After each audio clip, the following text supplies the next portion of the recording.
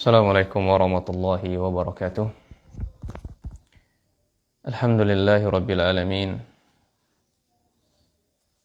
Wassalatu wassalamu ala nabiyyina Muhammadin wa ala alihi wa ashabihi wa man tabi'ahum bi ihsanin ila yaumiddin. Wa sallallahu subhanahu wa ta'ala ayyamunna alaina bi ilmin nafi' wa amalin salih wa ifaqina fid din wa aftalana futuhal arifin wa rizqna al-ikhlasa fil aqwali wal a'mali Allahumma amin. Kaum muslimin, kaum musliman rahimani wa rahimakumullah, para penuntut ilmu, para santri yang saya muliakan dan saya banggakan ya di jalan Allah Subhanahu wa taala. Bitaufiqillahi Subhanahu wa taala kita masih dalam keadaan sehat, dilapangkan urusan kita oleh Allah Subhanahu wa taala, dimudahkan kita dalam mempelajari agamanya. Dan ini merupakan karunia yang sangat besar yang Allah miliki, yang Allah berikan kepada kita. Sehingga dengan kesempatan tersebut kita gunakan menjadi hal-hal yang bermanfaat untuk kita dan kita akan raih pada hari kiamat nanti. Kaum muslimin dan kaum muslimat, para santri yang saya muliakan di jalan Allah Subhanahu wa taala, kita kembali melanjutkan pembacaan kitab ya adab pada penuntut ilmu, termasuki adab yang kedua. Qala muallif rahimahullahu taala, al-amalu saniyan al-amalu bil ilmi. Ini adab yang kedua adalah ketika kita belajar, yang pertama adalah ikhlas, yang kemudian yang kedua kita berusaha mengamalkan ilmu kita. Ini mengamalkan ilmu.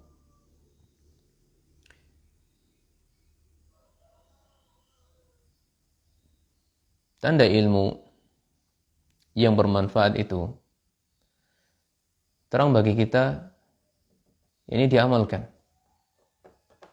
Ya. Inilah konsekuensi dari kita belajar. Berilmu kemudian kita amalkan. Sebagaimana pula ini nasihat dari Syekh Muhammad bin Abdul Wahhab rahimahullahu taala di awal-awal bab dari kitab Usul Salasah. Beliau mengatakan, "Ilam rahimakallah annahu yajibu." Beliau mendoakan kita, semoga Allah memberkahi kita, merahmati kita. Ketahuilah kalian, wajib bagi kita untuk mempelajari 4 hal, kata beliau. Yang pertama, al-ilmu, kita berilmu. Setelah berilmu kita al-amalu, beramal. Kemudian setelah yang amal adalah ad-da'watu ilaih, kita dakwahkan. Yang keempat adalah bersabar di atas gangguan, as-sabru ala azafih. Ya, dan kesempatan ini adalah mengamalkan ilmunya. Tanda ilmu yang bermanfaat adalah diamalkan. Tanda ilmu yang bermanfaat adalah diamalkan. Kita khawatir ikhwan, ketika kita menghadap Allah Subhanahu wa taala ini pada hari kiamat nanti, orang-orang yang berilmu itu akan ditanya oleh Allah Subhanahu wa taala, untuk apa ilmu yang kita gunakan? Kita jahil atau berilmu? Ketika kita berilmu, Allah akan tanya, ilmu yang kita dapat ini kita gunakan buat apa? Demikian pula kalau kita jahil, ya, apa uzur kita sehingga kita bisa jadi jahil? Apa penghalang kita kok bisa kita jahil? Tidakkah kita mau belajar? Padahal terang bagi kita banyak halakoh-halakoh, banyak majelis ilmu. Ketika kita mendengarnya, namun pintu syaitan sangat luas di situ, sehingga kita terpalingkan darinya, tidak menghadirinya.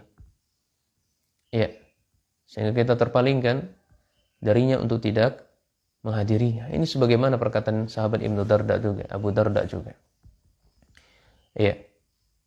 Maka berbicara dalil-dalil dari Al-Quran maupun hadis dari Nabi Sallallahu Alaihi Wasallam, ancaman bagi orang-orang yang mereka berilmu namun tidak mengamalkannya. Ini diancam oleh Allah dan Rasulnya dengan ancaman yang sangat keras. Ya Allah, aku berlindung. Ya Allah, aku berlindung darinya, ya Allah. Semoga Allah mengokohkan kita, menjadikan amal kita, yang menjadikan ilmu kita ilmu yang bermanfaat kepada diri kita, sehingga dengan ilmu tersebut kita mengamalkannya, mendatangkan rasa takut kepada Allah Subhanahu wa ta'ala. Allah Subhanahu wa ta'ala menjelaskan dalam Quran surah As-Saffat ayat 2 dan 3. Ya ayyuhalladzina amanu lima taqulu ma la taf'alun. Hai orang-orang yang beriman, Allah Subhanahu wa ta'ala seru, wahai orang-orang yang beriman, lima taqulu ma la taf'alun. Kenapa engkau mengatakan sesuatu namun engkau tidak melakukannya? Ini adalah seruan dari Allah ya kepada para dai, para penuntut ilmu. Engkau mengajak orang untuk berbuat ma'ruf. Ya, engkau mengajak orang untuk melakukan kebaikan namun kau melupakan dirimu sendiri. Allahu Akbar. Allahu Akbar, saudaraku seiman. Kita mengajak orang berbuat baik namun kita melupakan diri kita sendiri. Ya, kita malah tidak melakukannya. Kita malah tidak mengerjakannya. Konsekuensinya wahai iman, wahai ahlu iman, wahai hamba Allah, konsekuensinya adalah kabura maqtan 'indallahi an taqulu ma la taf'alun. Allah itu sangat murka. Allah itu sangat marah. Allah itu tidak suka ya orang-orang yang mengatakan sesuatu, orang-orang yang berdakwah namun dia tidak mengamalkan apa yang ia dakwahkan.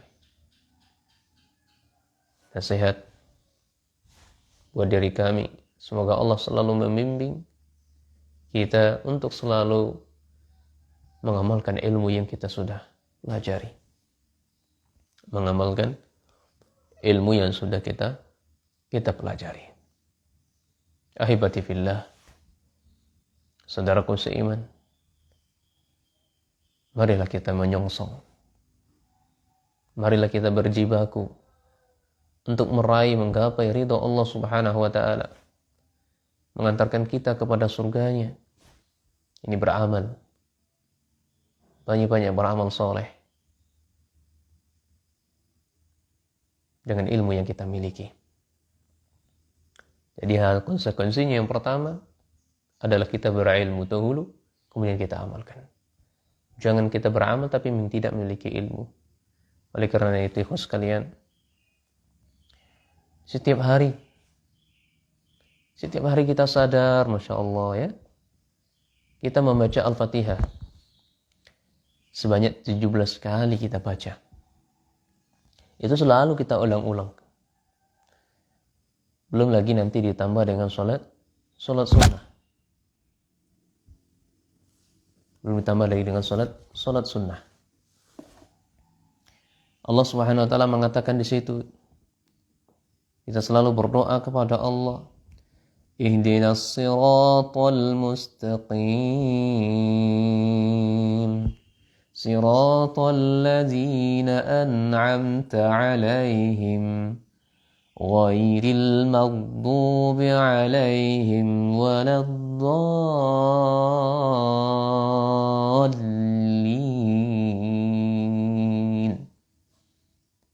Saudaraku, setiap hari kita berdoa kepada Allah, ya Allah, ya Tuhan kami, tunjukkan kepada kami jalan yang lurus tersebut, ya Allah. Jalan Allah dan jalan Rasulnya, jalan yang terbimbing dari Al-Quran dan petunjuk dari Nabi-Nya Sallallahu Alaihi Wasallam. Ini jalan orang-orang yang Engkau berikan nikmat kepada mereka, bukan jalan orang-orang yang Engkau murkai, ya Allah, dan juga bukan jalan orang-orang yang tersesat. Imam, para ahli tafsir mengatakan, di tafsir-tafsir disebutkan, an'amta alaihim, Ini orang-orang yang telah Engkau berikan nikmat kepada mereka. Ini orang-orang yang berilmu. Dan orang-orang yang mengamalkan ilmunya. Dan orang-orang yang maghdubi alaihim, ini orang yang dimurkai. Mereka adalah orang-orang yang berilmu. Namun dengan ilmu mereka tidak mengamalkannya. Jadi an'amta alaihim, mereka orang-orang yang beriman kepada Allah, orang yang berilmu dan mengamalkan ilmu mereka. Dan orang-orang yang Allah murkai adalah orang-orang yang mereka berilmu, tapi mereka tidak mengamalkan ilmu mereka. Kemudian orang-orang yang tersesat, mereka banyak amal, mereka banyak amal soleh, namun akan tetapi mereka dengan mengamalkan ibadah mereka atau beramal soleh tanpa didasari ilmu. Orang-orang yang Allah murkai, mereka lah orang-orang Yahudi. Orang-orang yang Allah sesatkan, mereka adalah orang-orang Nasara. Kenapa mereka Yahudi Allah murkai? Karena mereka banyak ilmu mereka. Ilmunya sangat banyak. Akan tetapi mereka enggak mau beramalkan ilmunya. Makanya saudaraku, jangan sampai kita menjadi sifatnya Yahudi. Karakternya Yahudi. Mereka berilmu, namun enggak mau mengamalkannya ilmu mereka. Mereka mengajak hal yang ma'ruf, tapi mereka malah berbuat maksiat kepada Allah. Sembunyi-sembunyi berbuat maksiat kepada Allah. Dan orang-orang Nasara, mereka banyak melakukan ibadah, tapi mereka tidak memiliki dasar ilmu ketika mereka beribadah kepada Allah Subhanahu wa taala. Ini disebutkan oleh Imam Sufyan bin Uyainah rahimahullahu taala. Orang-orang yang rusak di kalangan ulama kami adalah mereka menyerupai orang-orang Yahudi. Imam Sufyan bin Uyainah rahimahullah menasihati kita. Ulama yang rusak di kalangan kami ini, jadi ulama-ulama yang ulama-ulama yang rusak di kalangan kami, mereka menyerupai orang-orang Yahudi. Ya, nauzubillah min zalik, kita berlindung dari itu, ikhwan. Mereka mengajak manusia hal yang ma'ruf, tapi malah mereka enggak mau melakukannya. Mereka melarang seseorang jangan mendatangkan zina, malah justru dia mendatangi zina. Mereka mengajak manusia tinggalkan perbuatan riba, malah dia melakukan riba. Mereka mengajak manusia, mengatakan kepada manusia tinggalkan yang haram, malah mereka mendatangkan yang haram, melakukan yang haram. Nauzubillah. Ini ulama-ulama yang buruk dari kalangan ulama kita. Ya, demikian pula kata beliau, orang-orang yang rusak di kalangan ahli ibadah mereka adalah orang-orang yang menyerupai orang-orang Yahudi. Karena mereka banyak melakukan amal saleh, amal kebajikan, namun tidak memiliki dasar pengetahuan sama sekali. Tidak memiliki dasar ilmu pengetahuan sama sekali. Ya. Makanya Allah Subhanahu wa taala berfirman, "Masalul ladzina hummilut Taurah, thumma lam yahmiluha, kamasalil himar, yahmilu asfara, bi'sa mathalul qaumil ladzina kadzabu bi ayatillah. Wallahu la yahdil qawmaz zalimin." Perumpamaan orang-orang yang memikul kitab Taurat. Kemudian mereka tidaklah memikulnya, melainkan seperti keledai yang membawa kitab-kitab yang sangat tebal. Ini perumpamaan yang sangat berat ya kepada mereka orang-orang yang Yahudi. Amatlah buruk perumpamaan kaum-kaum yang mendustakan ayat-ayat Allah. Dan Allah Subhanahu wa taala tidak akan memberi petunjuk kepada orang-orang yang zalim. Ya. Ini barang mereka orang Yahudi. Mereka tidak mengamalkannya. Mereka tidak menjaga kitab Taurat tersebut. Mereka tidak memahaminya. Tidak mau mengamalkannya. Ya. Demikian pula Allah Subhanahu wa taala mengingatkan kita semuanya bagi seorang dai, bagi seorang penuntut ilmu yang mereka berjibaku menuntut ilmu. Mereka berdakwah, beramal dengan ilmu mereka. Ya. Mereka berdakwah di jalan Allah, mengajak hal yang ma'ruf, namun mereka melupakan diri mereka sendiri. Allah Subhanahu wa taala berfirman, "Atamuruna an-nasa bil birri wa tansawna anfusakum wa antum tatluna al-kitab. Afala ta'qilun." Mengapa kamu suruh orang lain mengerjakan kebajikan, mengerjakan amal soleh, namun dirimu sendiri engkau lupakan? Kenapa? Kenapa kok bisa begitu, kawan? Kenapa kok bisa begitu? Hai kaum muslimin, bertakwalah Anda kepada Allah Subhanahu wa taala. Banyak-banyaklah kalian melakukan amal soleh, hindarkan hal-hal yang diharamkan oleh Allah.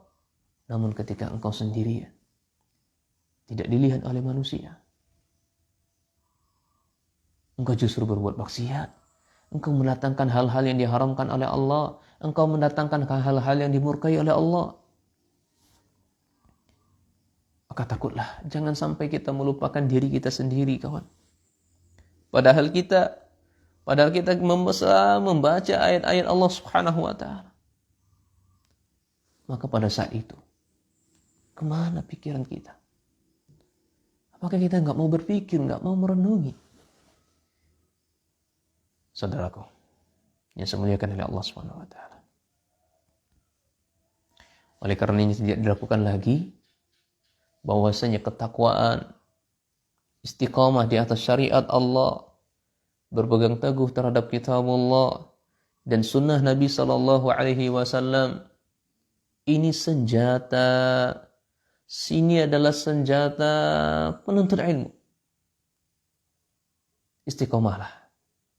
Dan istiqamah ini sesuatu yang sangat berat.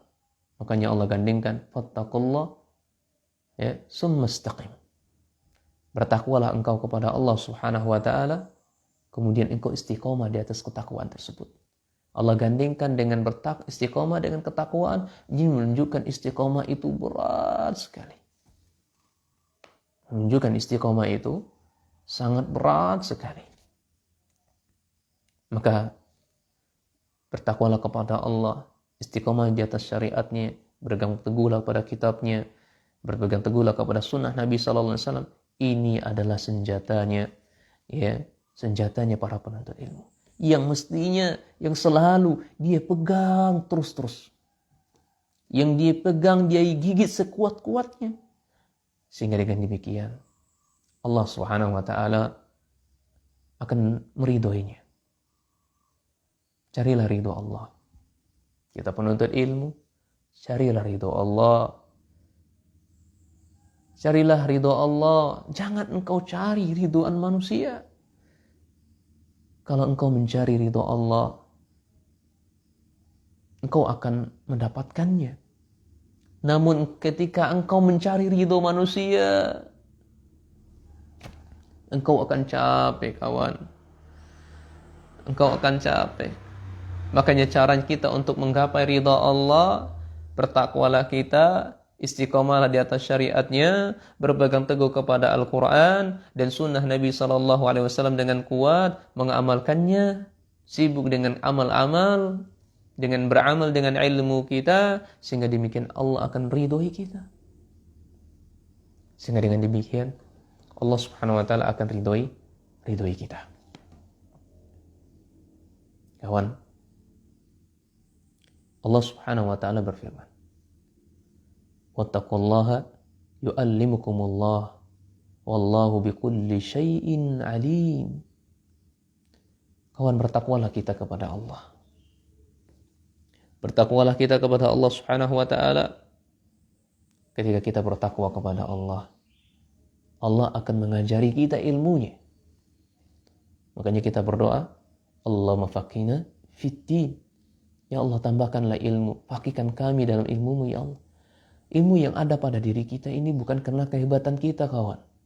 Itu taufik dari Allah, kasih sayang Allah, tanda kebaikan Allah. Allah pahamkan kita agamanya.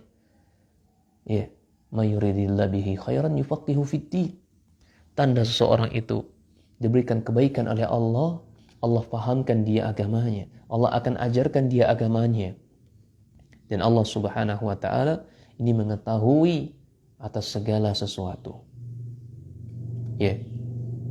Ini dalil-dalil dari Al-Quran tentang ancaman dari Allah Subhanahu wa ta'ala bagi orang-orang yang mereka berilmu namun tidak mengamalkan ilmunya. Mereka berilmu namun mereka tidak mengamalkan ilmunya. Dalam hadis Nabi SAW juga menjelaskan, ya, orang yang berilmu pada hari kiamat nanti mereka akan ditanya, untuk apa ilmu yang ia peroleh tadi digunakan? Mas, kita hari ini kan belajar. Hari ini kita dapat ilmu nih 1, 2, 3, dan 4. Tapi ilmu yang kita raih saat ini kita gunakan untuk apa?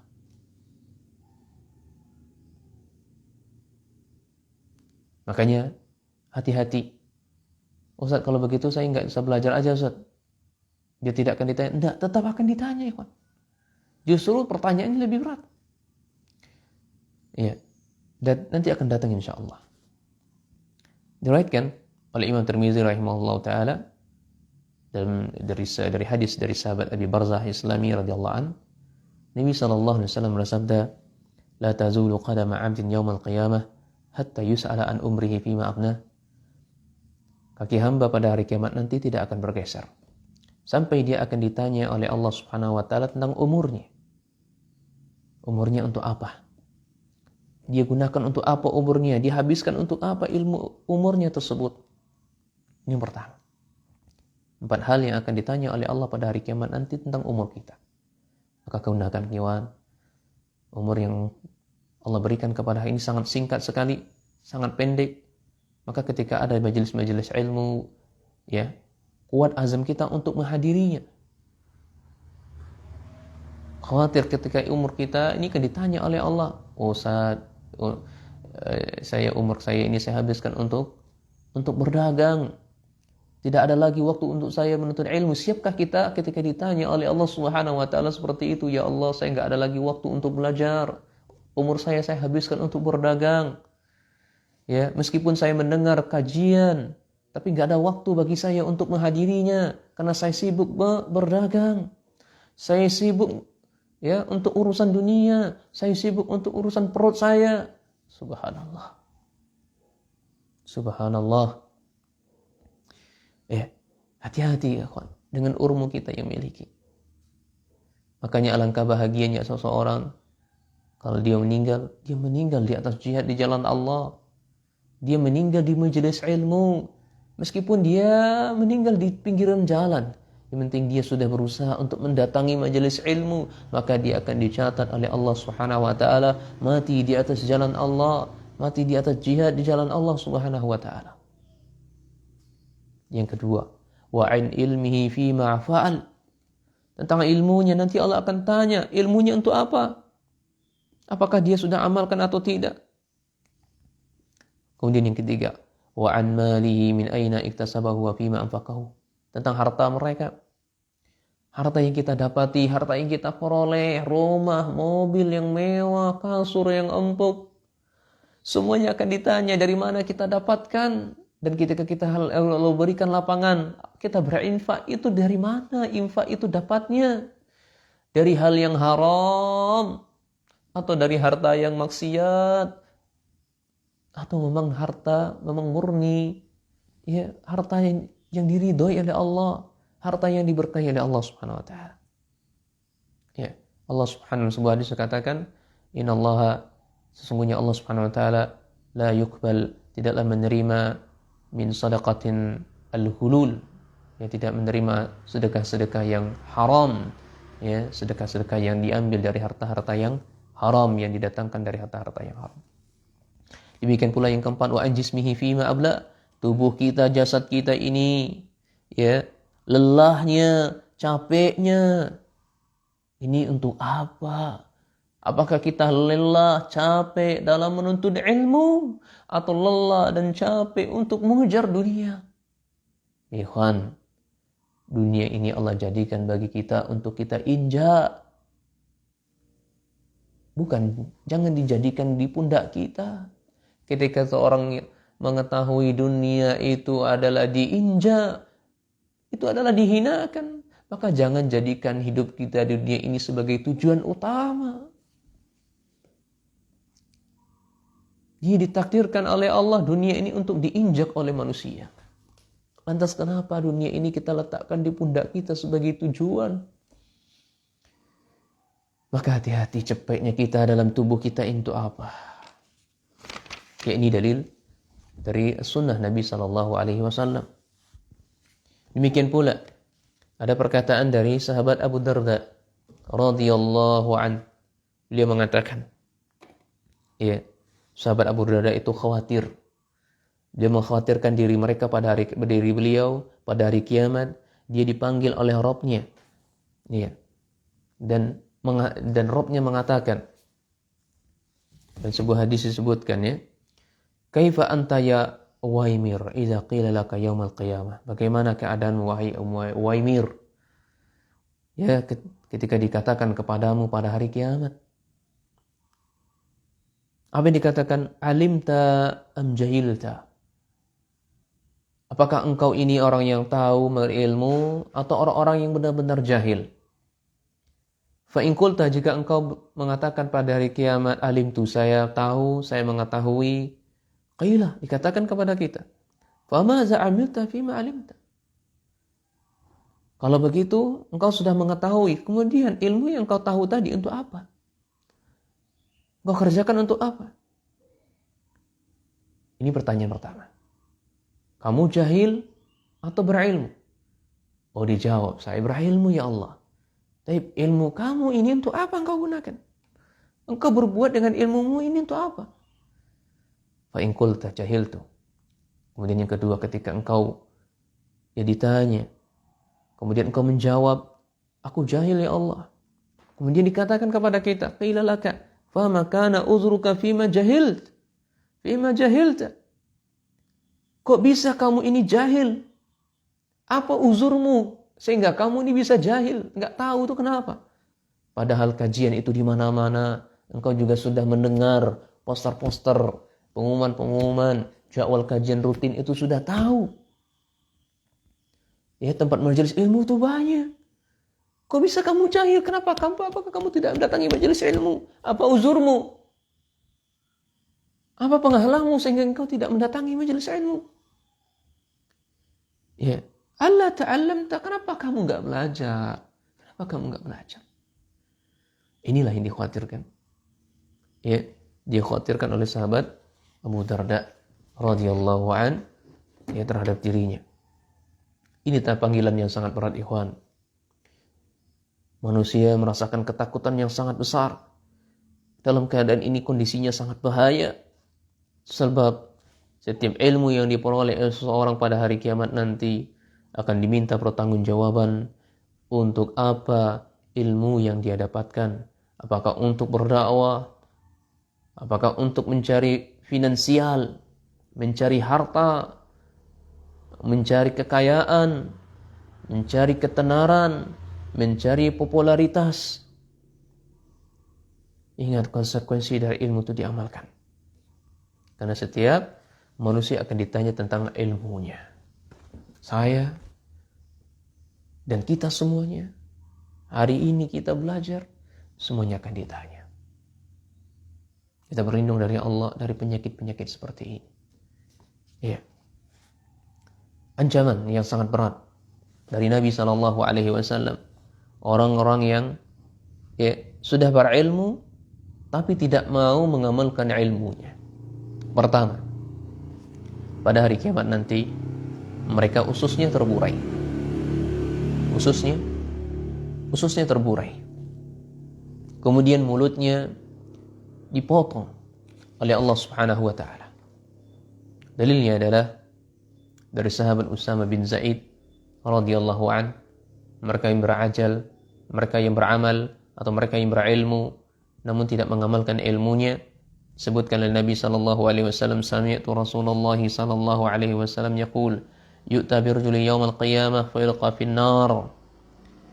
Aku mendengar Nabi sallallahu alaihi wasallam bersabda, seseorang akan didatangkan pada hari kiamat dan dilemparkan ke dalam api neraka. Ya, fatandaliqu aqtabu batnihi fayaduru biha kama yadurul himar birraha.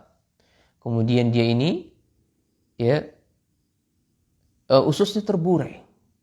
Dia dilemparkan ke dalam api neraka sehingga ususnya terburai, keluar ususnya dan berputar-putar di neraka seperti keledai atau selayaknya keledai mengitari alat penumbuk gandum. Ini di hari kiamat di neraka ususnya terburai. Nauzubillah. Nauzubillah min dzalik. Kok bisa terburai? Mereka tidak mengamalkan ilmu mereka. Ya. Fayajzamu ilaihi alun nar fayaqulu ya fulan malaka. Maka orang-orang penduduk neraka mereka bertanya atau berkumpul, hai fulan, apa yang menimpamu? Ya, alam takun ta'muru bil ma'ruf wa tanhanu 'anil munkar?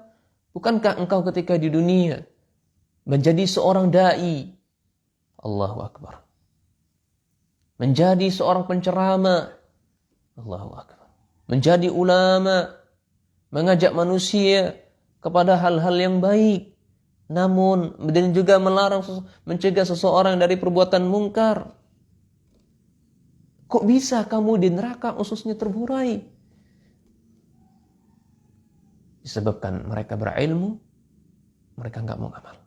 Fayaqulu bala, na'am, benar, tentu. Qad kuntu amuru bil ma'ruf wala atihi. Aku mengajak manusia untuk berbuat baik, berbuat yang ma'ruf, tapi aku malah tidak mau melakukannya. Wa anha 'anil munkar wa atihi. Aku melarang manusia jangan lakukan hal-hal yang dilarang oleh Allah, jangan lakukan zina, tapi justru saya berzina, ya Allah.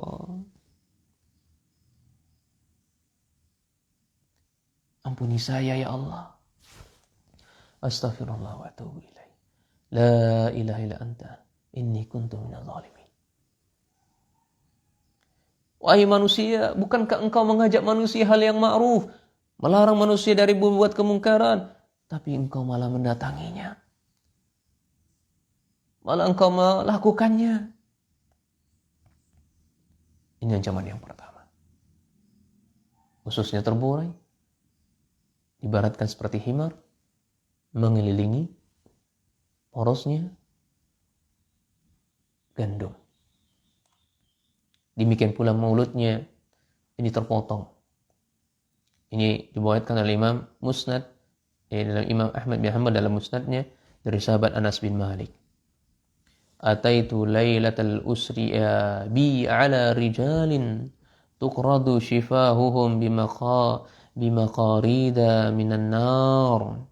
Qultu man haula'i ya Jibril? Qala haula'i khutaba'a ummatika alladzina ya'muruna an-nasa bil birri wa yansawna anfusahum wa hum yatluna al-kitab afala ya'qilun. Bahwasanya Nabi SAW suatu malam beliau berjalan melihat sebuah kaum yang keadaan mulutnya terpotong dengan sisir-sisir yang terbuat dari api neraka. Maka Rasulullah SAW berkata, siapakah mereka wahai Jibril? Siapakah mereka wahai Jibril? Maka Jibril mengatakan, wahai Muhammad, itu adalah tukang ceramah, mereka adalah ustadz, mereka adalah da'i, mereka adalah mubalik dari kalangan umatmu. Mereka mengajak manusia untuk berbuat baik. Mereka justru mereka melupakan diri mereka sendiri. Mereka membaca Al-Quran, namun mereka lupa terhadap diri mereka. Maka dari itu, kawan sekalian, terakhir sebagai penutup. Jadi Al-Quran dan Sunnah ini mengancam orang-orang yang berilmu, akan tetapi dia tidak mau mengamalkan ilmunya. Ada sebuah permisalan yang sangat bagus dalam masalah ini, yaitu sumbu obor. Kita tahu sumbu obor atau lilin yang menerangi manusia. Di mana sumbu obor ini menerangi yang ada sekitarnya, akan tetapi dia membakar diri mereka sendiri. Itulah ibarat orang berilmu. Diibaratkan dengan sumbu obor atau lilin. Dia menerangi manusia, namun membakar diri mereka sendiri. Dengan demikian, ya, manusia yang Allah berikan ilmu kepada mereka, dia menerangi manusia dari kegelapan dosa, menerangi manusia dari kegelapan maksiat. Akan tetapi ia terjerumus ke dalam dosa tersebut. Sebabnya mereka tidak mengamalkan apa yang diserukannya, sehingga ia terbakar oleh ucapan mereka sendiri. Ibarat kata sekarang ini adalah senjata makan tuannya. Maka saya berlindung kepada Allah, ya Allah. Ya Allah, ya Tuhan kami, ya Rabb kami, terhadap ilmu yang telah Engkau ajarkan kepada saya, ya Allah, kepada kami, ya Allah, dibandingkan dengan diriku sendiri. Dan aku berlindung kepadamu, ya Allah, agar aku dijadikan pelajaran bagi orang-orang yang lainnya. Semoga Allah memberikan taufik, memberikan kita keistiqomahan di atas kitabullah dan sunnah Nabi SAW, sehingga kita berusaha mengamalkan ilmu kita dan mendapatkan keridhaan Allah dan dijauhkan dari azab Allah Subhanahu wa taala. Subhanakallah wa bihamdika, asyhadu an la ilaha illa anta, astaghfiruka wa atubu ilaik. Wassalamualaikum warahmatullahi wabarakatuh. Hayakumullah.